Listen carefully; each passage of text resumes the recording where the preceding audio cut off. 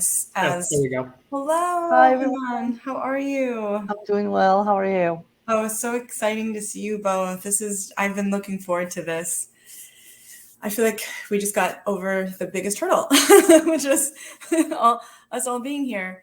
I think because the main stage went a little bit behind. I think we're just maybe give it a couple minutes. But thanks to everyone who's joining us. Cool. I think they're doing a Q&A still on the main stage.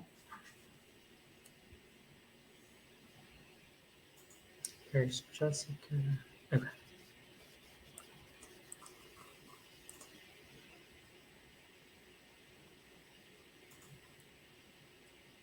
Great. I'm just gonna maybe give it cool. one more minute or so.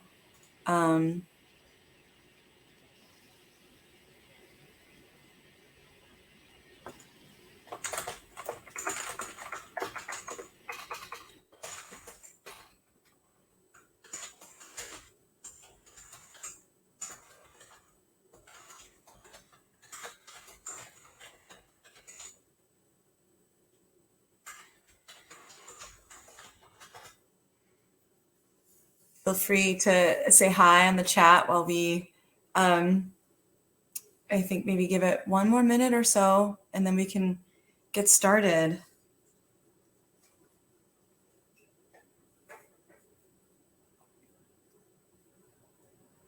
That's awesome. I forgot you can do that.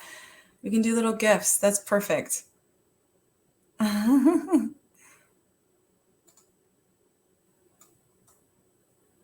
I know we're going to have a really very engaging conversation today. I'm joined by two incredible people, and we'll do introductions in just a second. So maybe at 12:55, 11:55 Central Time, 12:55 Eastern Time, where I hail, we'll get started with our conversation. Because I know we have a lot to cover. And again, just wanted to thank everyone who's joined us. So just one more minute, and feel free to, chat questions as we go along. We definitely want to have time for a Q&A so that this is a dialogue with everyone. Yash and Hanan are just full of so many resources and experiences when we think about food recovery. So we want to make sure that everyone who's listening in is able to walk away with your questions answered, and I hope curiosity to keep going in the realm of food recovery. Okay, well, 11:55 Central Time, 12:55 Eastern Standard Time. I'm just gonna go ahead and get started. And before I dive in, I did want to honor and recognize that I am here in Washington, D.C. And so I sit on the land of the Piscataway Conoy tribe. They're also another name for the Piscataway Conoy is a band.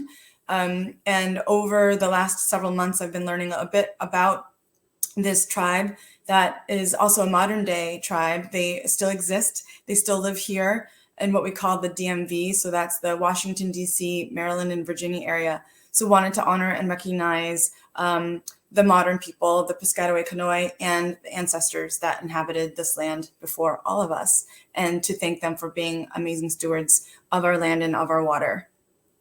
I also wanted to say, this conference, when we think about food resilience, access, and equity, Food Recovery Network, we have equity at our center. And I will go into a bit more of the details of what that actually means in the day-to-day. But in terms of our aspirations for a world that is one where equity is lived and breathed, we at Food Recovery Network believe that Black Lives Matter, and we also believe that we should stand behind our Asian community to stop Asian hate. And that is a big part of what it means to walk within equity. And then I also know that at least here in the United States, this coming Thursday, we celebrate and honor Veterans Day. So this is to honor and recognize our service members who are living and breathing and who serve in that capacity. And so I just wanted to say thank you for your service, and that we really respect and honor all of you as individuals. Okay, so I'm going to share my screen really quickly, and I learned how to do that a little while ago. So let's see, entire screen. Thanks for bearing with me as I do this. Okay.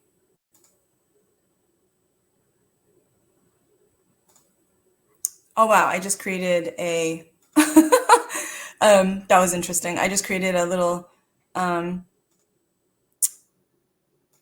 vortex there. Let's see. Let me try this again. A window.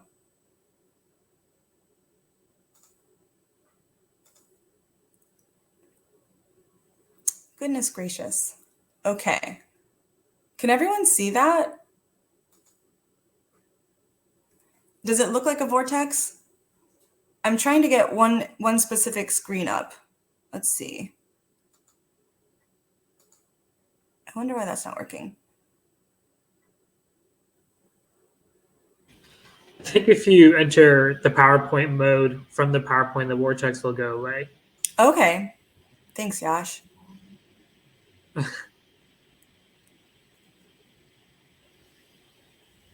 Yeah. Okay. Can everyone see that? Yes. Oh my gosh, great. It worked. Okay. It's a little strange because I can't see myself. Did I just screw that up? I did. Okay. Let me go back.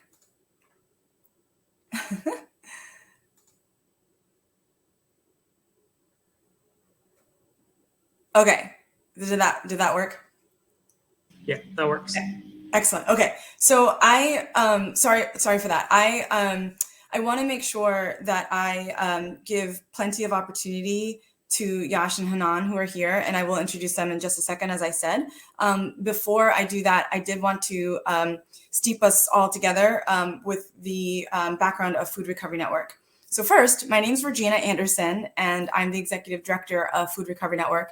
And I've had the honor and privilege of being the Executive Director for the past 6 years. Food Recovery Network is about a decade old, and we actually were started by college students at the University of Maryland when they saw that really precious food was going to waste on their college campus. And they, in their civic exploration, while going to UMD, would go out and volunteer and saw firsthand the actual needs that were in their community around hunger. So they saw all this precious food that at 5 o'clock was perfectly good food that they could purchase, but that at 5:01, for some reason, that what had been very precious food was now being thrown away. So they devised a plan with the University of Maryland dining provider to begin to recover all that precious food that was surplus that happened at the end of breakfast, lunch, or dinner for a variety of different reasons. And they learned how to package up that food safely and then donate it locally in their neighborhood that they knew, again, was suffering from food insecurity.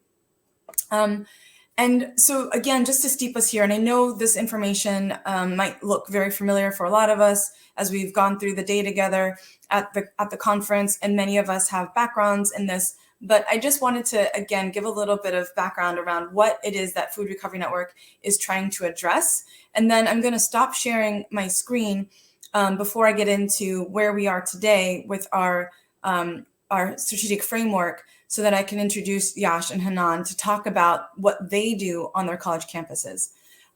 So much like the students at the University of Maryland, Yash and Hanan saw a need and wanted to be involved with a movement that is directly addressing a few different things. The first is that 40% of the food that we grow in this country is not eaten. We grow the food, we transport the food, we even sometimes prepare the food, and then we throw that away. We also know that over 10 million tons of food is left on farm fields, and it's typically tilled under. And we, at the same time, know that every single zip code in the United States right now has folks who are food insecure. And really thinking about what that means, because I know that's a term that is becoming more and more commonplace for many of us, but it means you might have had breakfast today, but you literally do not know if you're going to have lunch. and you have no idea if you're going to have dinner. And there are over 42 million people who are currently in that realm right now, that they just don't know when they're going to get their next meal. And when the COVID hit, as we all felt it, every single person living on this earth right now felt the effects of COVID. There were a lot of disruptions that occurred. And, us at Food Recovery Network, as the largest student movement fighting food waste and hunger, we certainly felt that too. One of the things that we felt was, before the pandemic, there was 38 million people in the United States who were hungry, who were food insecure. And that number was already way too big. And it was a number that is over the years has been pretty standard. And then when COVID hit, that number surged up to 55 million people. And now that people are able to access some of the benefits that they deserve, the number has gone to 42 million people. And we say that is way too many people who are food insecure.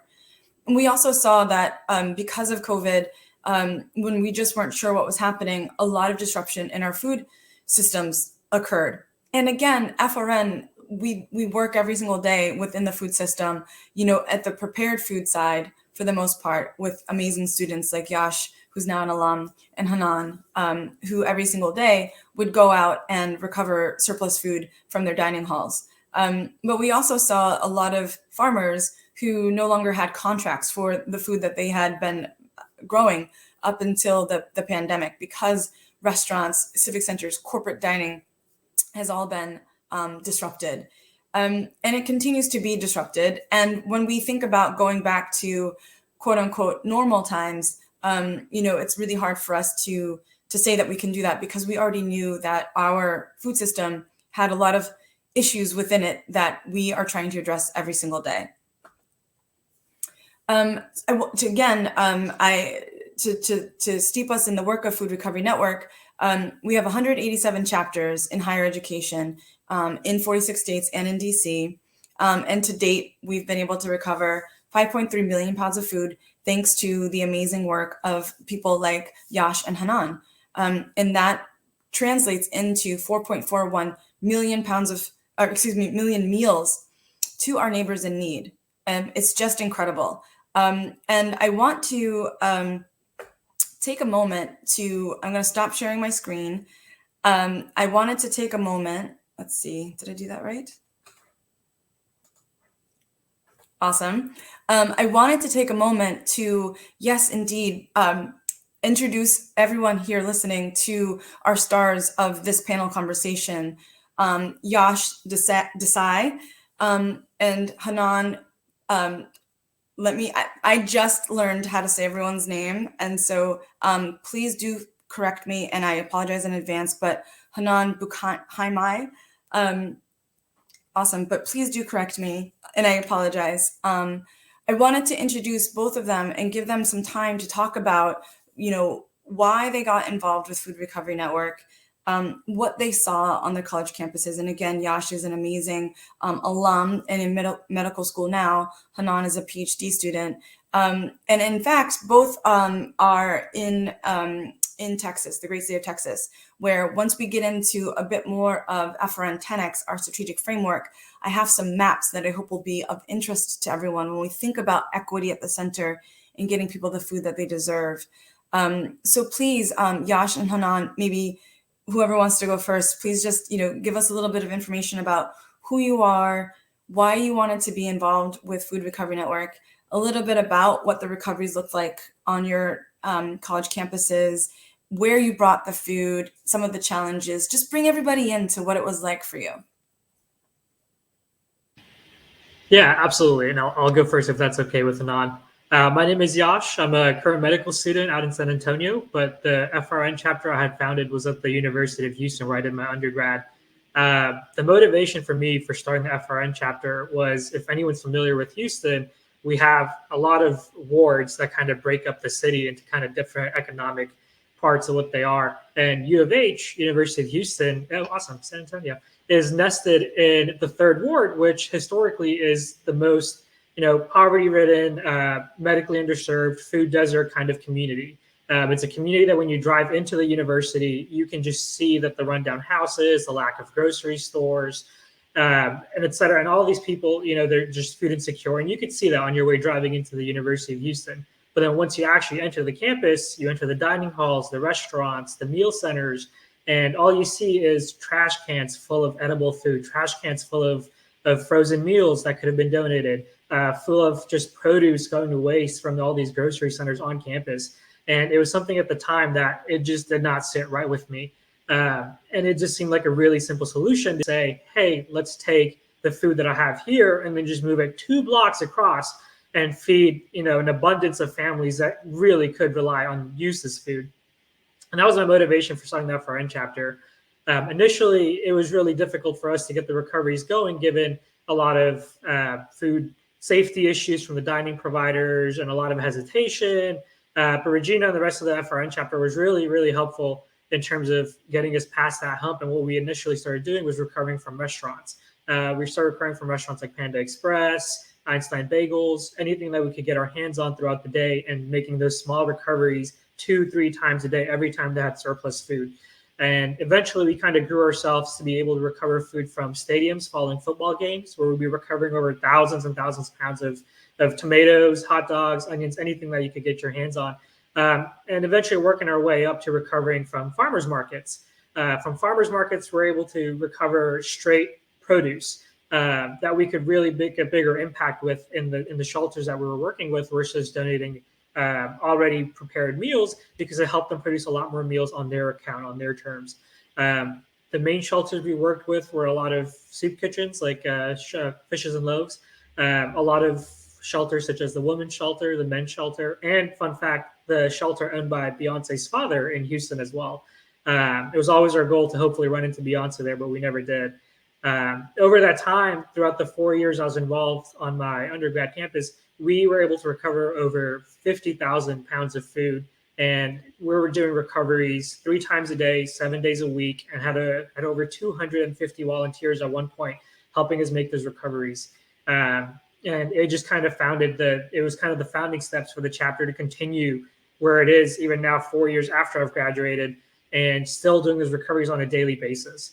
We were recognized by the university campus several times for our progress, had continuous involvement with students who graduated going past into their whatever colleges or careers they went into after. And it was overall, everlasting great experience that I still carry on with me today, where I am in medical school, and how it impacts my patients today. I think overall it was a great experience for us. Thank you, Josh. And Regina, I'm really grateful to be here today. My experience is a little bit different. We are a new chapter.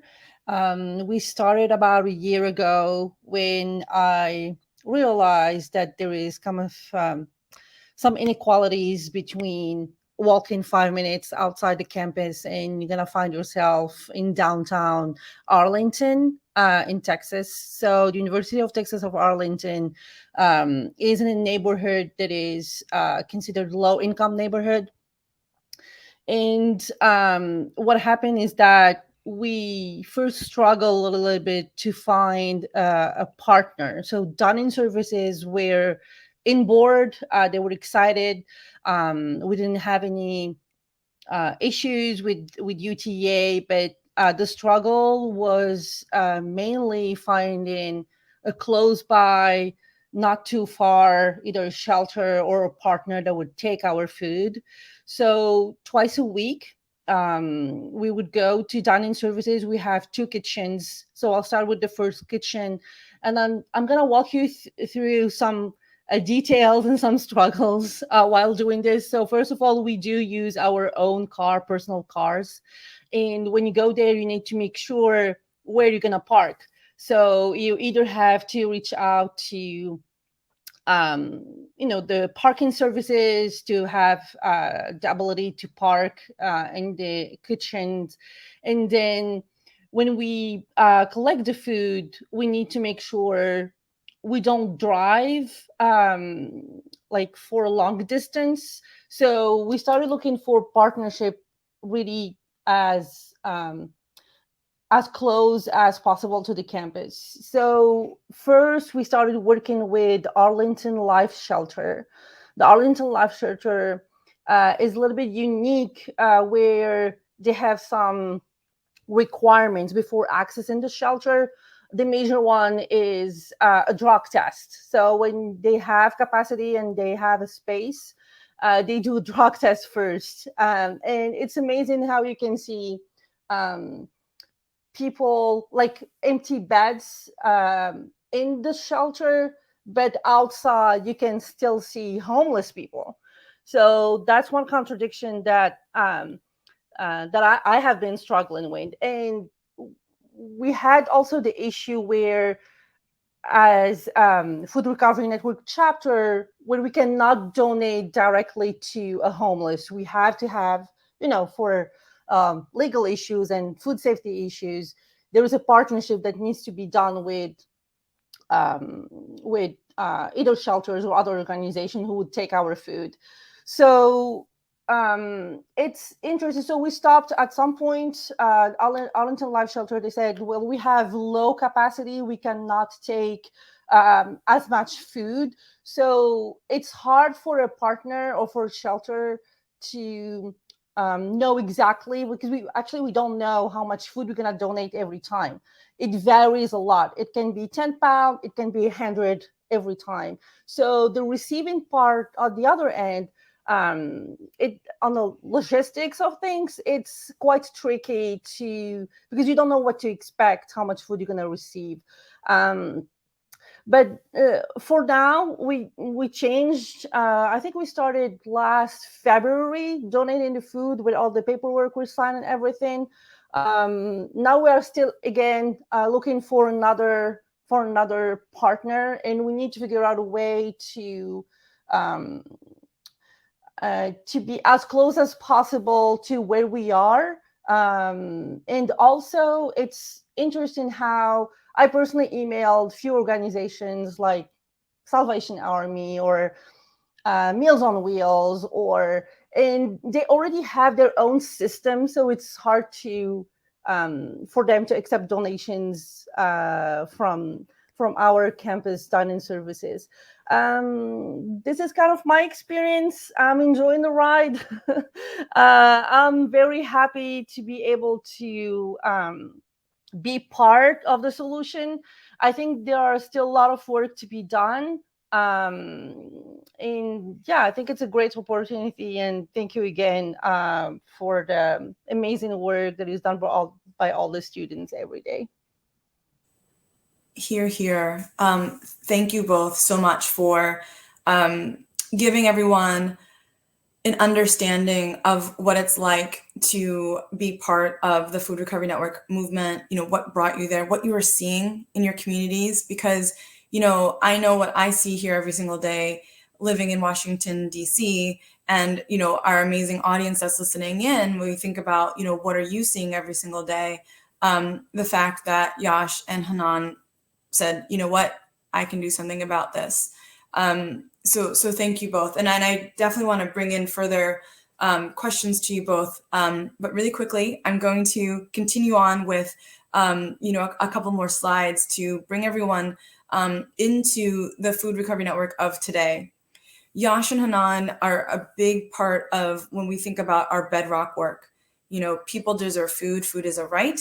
And they are going to work within their communities to ensure that where they know that there is surplus food, it is literally being delivered to the spaces that can take that food safely and then further distribute it to those in need. That's our bedrock work. That's how we started here at Food Recovery Network. And there's a couple of different things that has happened within Food Recovery Network as we've matured and grown and expanded. In any one given year, we have about 4,000 people who are part of our movement. So students and alums like Yash and Hanan, our dining providers that are the ones that say, yes, please do safely package up our surplus food, to our partner agencies. These are the nonprofits on the front lines helping our community members in need. So the organizations that Yash and Hanan just spoke about. And again, shout out to Hanan. If people have connections in the Arlington area, I did give our email address, and we can make sure that Hanan gets that information. Even if it's not a direct connection, at Food Recovery Network, we will do the research. We will pass the information on to Hanan to help, support that relationship building. But within that, as FRN has grown, as I said before the pandemic, we had 38 million people who are food insecure. And a lot of our students were saying, I want to do the right thing with surplus food. And a movement was born. Thousands of students are saying, I want to do the right thing with the food that is out there, because a few things that I didn't get into. We know that there is 1 in 8 people in the United States who are food insecure, and that number, it toggles, but it doesn't go away. But we also know when we throw away this perfectly good food, the place where it normally right now will go isn't into compost. It's not an anaerobic digester for to produce energy. It's not necessarily fed to animals. The majority of the time right now where it goes is into landfill. And I know that there are so many other people who are working to ensure that that also changes. But we always need to ensure that the good food that is suitable for humans goes to humans. That is the number one thing that we should do with this food. When we put it into landfill, we do know that as that food breaks down, it creates excess CO2 and it creates methane gas. These are 2 what we call greenhouse gases. And just so everyone knows, this is a direct action for warming up our Earth. It is emitting so much heat, this extra food, that we are directly warming up our Earth. And we're also creating this really, we're creating a cycle that just doesn't make any sense. We're taking the time to grow all of this food. We're taking the time to, which is very intensive, all the potable water that goes into it, all the soil, the human labor. We're taking all the time to transport that food. We're taking the time to put it onto our grocery shelves, make it look really nice. Many of us are bringing it to our homes, and then we're just throwing it away. And then when we throw it away, we're harming our environment. It's a cycle that at Food Recovery Network, we want to stop. So 2 things. I'm going to share my screen again. Now I know how to do this. Thank you, Yash. 2 things within that. The first is because of the voice of our students, one of the very first things that I worked with when I started at Food Recovery Network about 6 years ago was our Food Recovery Verified program. So here we are. We're in 186 higher ed institutions across the country. And our students, and please, if any of you have connections with other higher ed institutions, please feel free to contact me, because we want all of higher ed to have recovery programs. We want all of higher ed to have an FRN chapter. We want food recovery to be the norm and not the exception. And so, even if you're not a student, if you have a connection because you're an alum, because you might know a faculty member, again, any little connection that you can make really does help us to expand onto more chapters so that we can get that precious food where it needs to go. But a lot of our students would say to us, I know that my university has a food recovery program in place because I'm part of it. How do I know about the restaurant down the street? When I go to a sporting event, how do I know that they're also doing the right thing? And because of that, we started a program called Food Recovery Verified. And that is how we lend support, guidance to other institutions, businesses, events, corporate dining. And we help them also to create a recovery program. And we also, if they have a recovery program in place already, amazing, we shout that out. And so if any of you are interested in learning more about Food Recovery Verified, again, that program's at foodrecoverynetwork.org is a really great email address to learn about all of that. We have tons of information on our website, but we can help other institutions and businesses also create a recovery program. And actually, yesterday I spoke at Groupon, headquartered in Chicago, Illinois, and they have a food recovery program. They are now working remotely, but before COVID hit, every Friday they would, the Groupon employees would actually package up the surplus food that they had at their corporate dining facility, and then they would donate that to Mercy Home, a shelter for youth, boys and girls. And I hope non-binary, but I'm not quite sure about that part. But and that was a wonderful program. they were no longer able to do that. And so if you go to our website, another way that people can help is through our powerful partnership. And that is to participate with us for 1 hour during what we call a power hour. And the Groupon folks are going to do that, which is a way to help us to do research and find other farms that might need support establishing a recovery program for the precious fruits and vegetables that they might have available still post-harvest. And this is a wonderful way to get those fresh fruits and vegetables to our neighbors in need all across the country. So our website is chock full of ways that even if you're not a student, that you can help the movement. I wanted to talk about, as I mentioned before, our bedrock work. That is a part of what we're calling our results count framework. This is what we call FRN 10X. So as I mentioned today, we have about 4,000 people who are active at any one time in our movement. And FRN 10X is how can we multiply the effects of our work so that in 10 years, we have 40,000 people who are engaged in our activities, in our work, with the result of recovering surplus food to feed everyone who is hungry in the United States. Now, that is a very big charge. And if anyone, listening in is like, wow, that feels like impossible. It's not impossible. We can all do this if we break it down into smaller parts. Yash and Hanan have done that already by making sure people get the food that they deserve in their communities by participating in our bedrock work. But when we think about our systems change work, this is the idea, the concept, as I was saying before, that 42 million people right now are food insecure.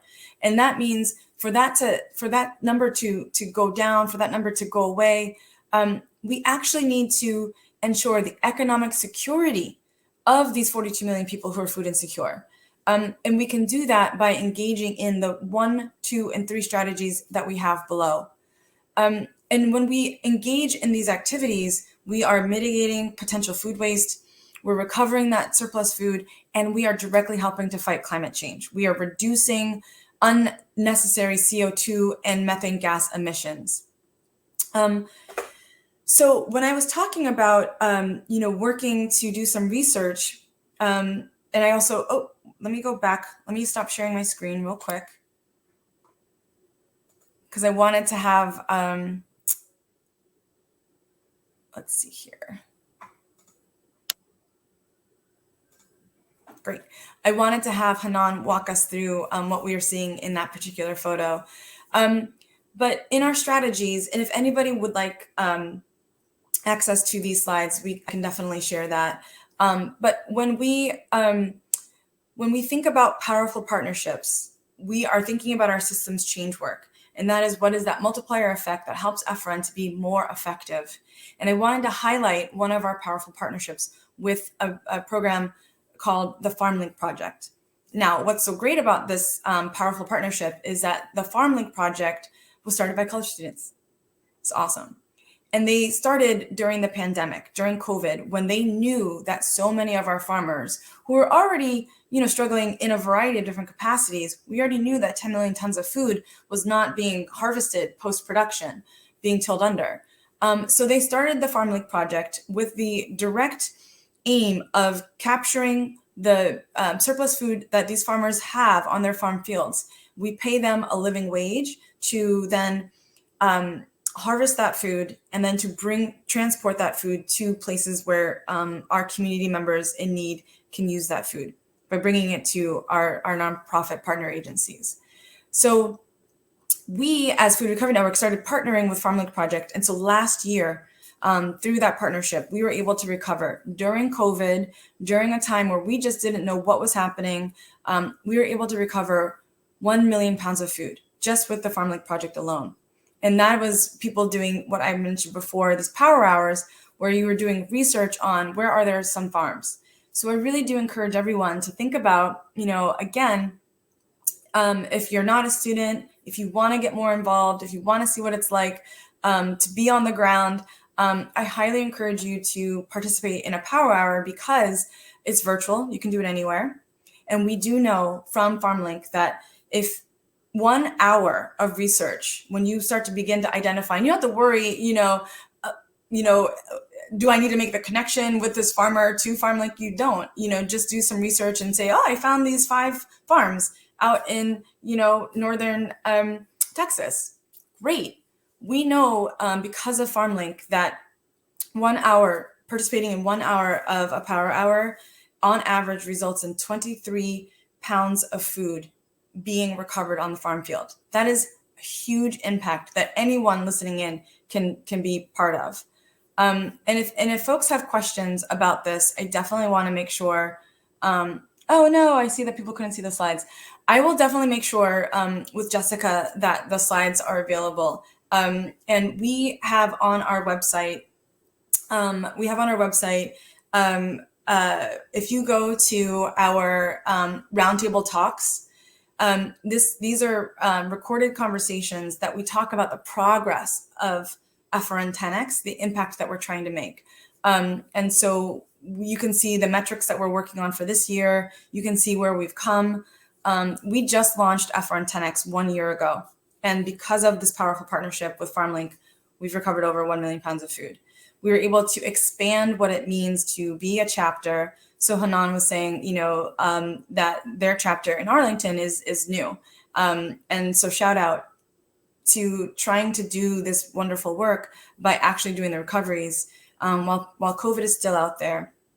But a lot of our students too, there's other ways that they can be part of the movement, and that is through advocacy, it's through education. A lot of our students in the springtime will be engaged in a recovery effort to get the non-perishable foods as people prepare to leave, to go back to, as they leave their college campuses. A lot of times we have a lot of prepared foods that we just didn't get to. And so we will do food drives for that. There's so many ways that our students can be involved. But Hanan and Yash, I wanted to turn things back to you to ask you, what are some insights that you've seen, that you've learned? What are some of the feelings that you have from being engaged in this work that you can maybe relate to everyone, about your experiences, and why FRN and what your hopes are for the FRN movement? Just your thoughts on how you're feeling about things.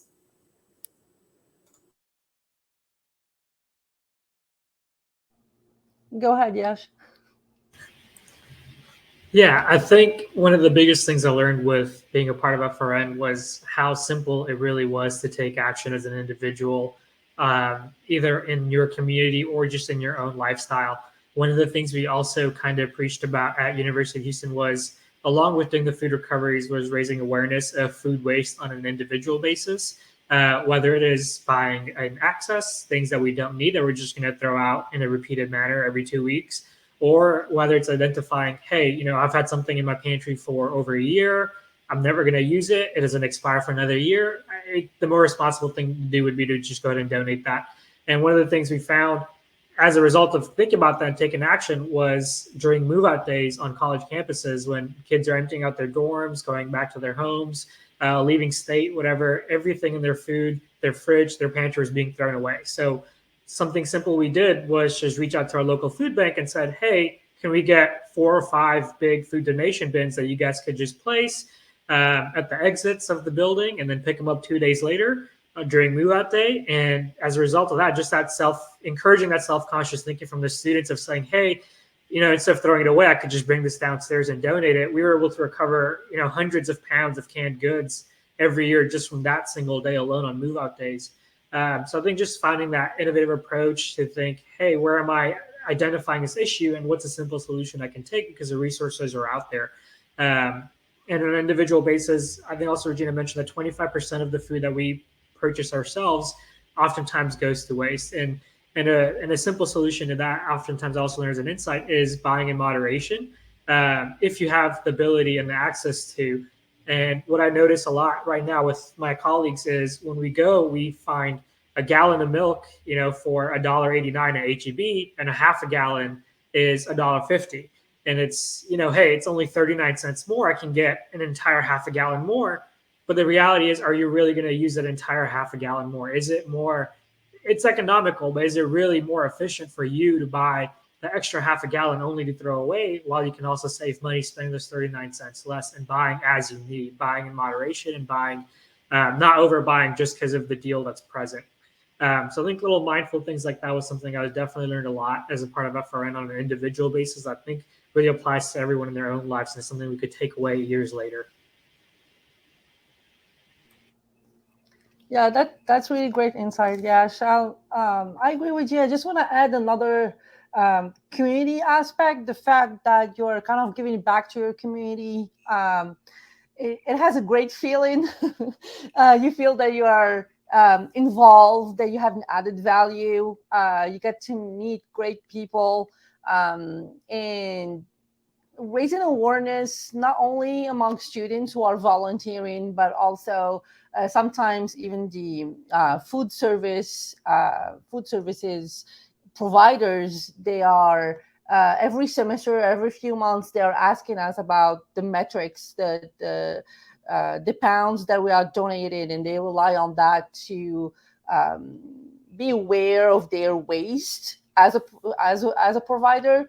So I think it's keeping students and volunteers engaged, and making sure that that link with the community is important. I think it helps not only the people receiving the food, but all those contributing at different stages and steps of the process. Yeah, I guess that would be my takeaway.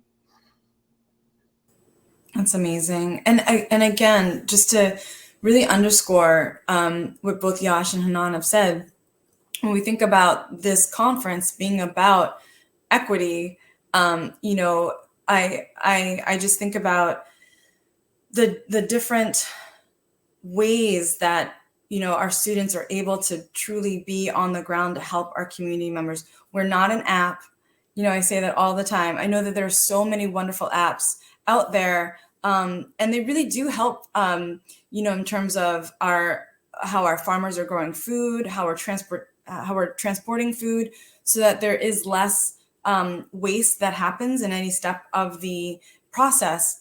But, you know, humans being humans, you know, we're going to have surplus food. That happens, you know, if we think about an event that any of us have ever gone to. Maybe people signed up to go to this event and there's a lunch that will be provided. But people don't go to the event because it rained. People don't go to the event because they suddenly weren't feeling well. I know that sometimes people have events and literally, depending on where you live, they end up not going to the event because it's, you know, playoffs. It's March Madness. It's, you know, whatever. There's 1,000 different reasons. You know, when we think about farmers, we think about they are growing food because they have contracts to fill. But sometimes with the right conditions, even if you wanted to grow, you know, 50 bushels of blueberries with the right conditions, sometimes that's 75 bushels of blueberries, and you have an extra 25 bushels of blueberries left. And so we want to make sure that there are ways that we can, again, capture that food for whatever reason it's surplus. And I'm sorry that I'm having such an issue with my screen. I am not a techie, apparently. That was probably already confirmed. But again, because I do want to talk about the maps that I mentioned earlier, and especially when we think about Texas. But maybe we can all just vision with me as we think about the state of Texas. We were able to do some disaggregated data work to get some data sets for FRN. We are a data-driven organization, even though, you know, we are human-centric. We do use data to help drive our programming and our decision-making. So we were able to use a couple of data sets, one from the EPA, the Environmental Protection Agency, that showed us where there is surplus food, the highest rates of surplus food. Where is that? And then we were able to use a data set from Feeding America that said, where are there the highest instances of communities that are food insecure? 20% or higher. That's just a sad number to think about. And so just with honor and respect, that's just a sad number to think about. But those communities exist, unfortunately. And then from there, we were able to determine 10 states that had the highest instances of those two data sets, surplus food in high quantities and the highest concentration of communities that were food insecure, 20% or higher. And then we mapped on top of that, where do we have Food Recovery Network chapters? And again, anyone can be involved in the movement, but when we think about, our bedrock work, the amazing college students all across the country, being the ones to recover surplus food and bringing it to where it needs to go. And I really look forward to all of you seeing the map of Texas, because what we see is a lot of the surplus food is actually in the northern part of Texas, but where the communities of need that are 20% or higher are actually in the southern parts of Texas. And so when we think about equity, when we think about access, what are we doing to ensure that we are driving that surplus food into the communities that really are the ones that are experiencing the highest needs for that food? A lot of times what we see is, and again, food insecurity is in every zip code, every single zip code. But a lot of times what we see is pathways that distribute food into areas that are that already have the resources that they need to ensure that their food insecure community members has that food. Now, again, we don't want anybody to have to be in this position in the first place. But then when we think about the communities that maybe aren't getting those phone calls of, hey, we happen to have 3 pallets of XYZ. Can we set up a relationship here? What are we doing to drive that food, literally and figuratively, into the communities of need? And so these data sets helped us to see where can FRN really begin to hone in and try to bring in more FRN chapters, bring in more communities, through events, corporate dining, as I said before, that are willing to do the right thing with their surplus food. And so I want to make sure that everyone has access to that map, because it is really astounding to look at. And we see that a lot with the 10 states that we identified. Many of those states are in the South. We also have California, Pennsylvania, are states that fit that. We're working with the University of Minnesota to help us to map the rest of the United States, because we know between states 11, 12, 13, there might not be that much of a difference. And again, every single zip code has people that are in need. But when we can see directly, okay, if we can bring food here consistently, we're going to at least ensure people are getting the food that they deserve. And again, we do this in love and in collaboration with those communities. FRN is not here to save the day. We're not here to act like, we solved it, because communities that are in need, that don't have enough resources, they know full well what they need. And it is up to all of us to help bring in the resources, like we do some of the other communities around us that have the resources, that are thriving. We want to be sure that all these communities are thriving.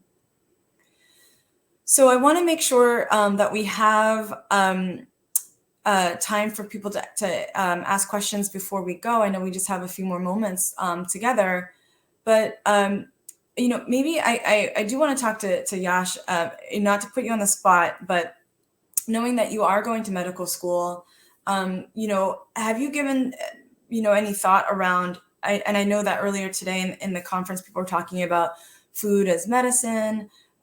We talk about making sure that we have culturally appropriate foods for folks, but has that come up in any of the studies that you are participating in as a medical student? Yeah, I think it ties directly hand in hand with a lot of the patients that we see. And I don't have any actual studies, but I can give you firsthand experiences with what we've learned and what we've seen. So in San Antonio, if you're not aware, it's a majority Hispanic population.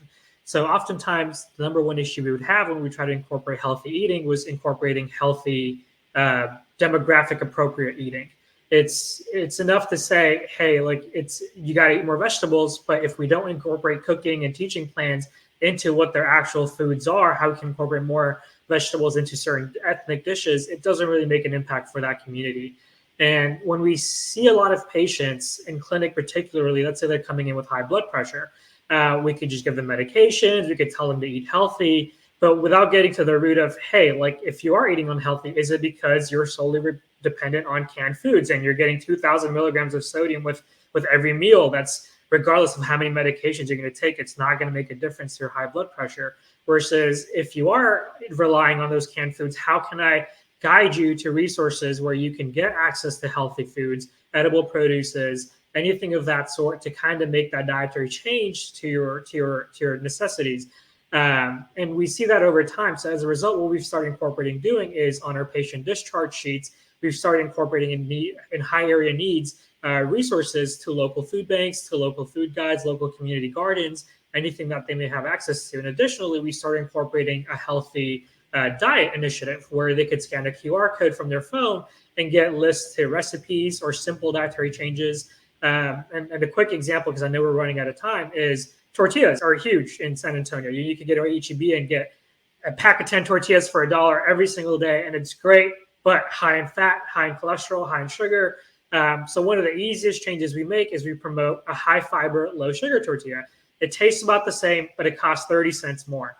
And for that 30 cents more, you can get the same 10 pack, but high in fiber, low cholesterol, and incorporating small changes like that in a diet that's very prominent in San Antonio specifically is something that we hope to see changes in going in the future.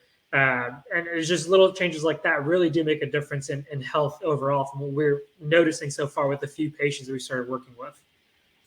That's amazing. I know we are. Thank you so much, Yash.